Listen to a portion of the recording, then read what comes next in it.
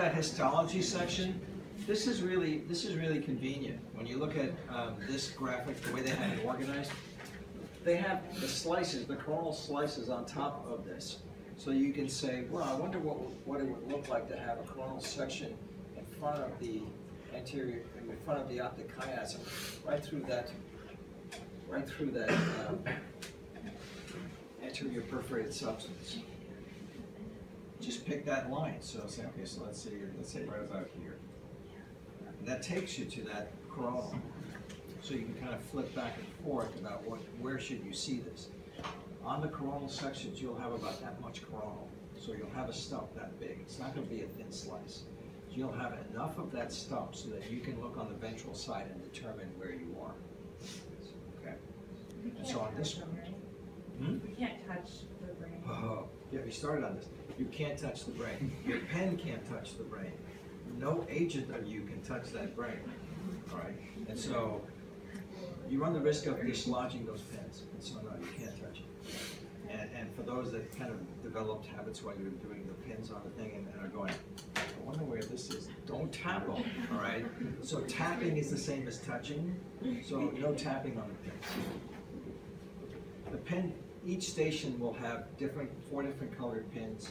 The questions are numbered, your answer sheet is numbered. You carry an answer sheet with you to each station and write the answers in the right spot. All right, so when you have that section here, identify this. So here's the septal area. You know when you're in basal ganglia, right? And so you're pretty rostral. Caudate, internal capsule, and putamen. Claustrum. Extreme capsule, external capsule. Identify this membrane. Septum pellucidum. Identify this gyrus. Yeah. Last night I looked up at the sky. There was a great moon, and I looked up and I go, God, it looks just like a putamen. Doing too much there on that. But you have this nice little silk arch.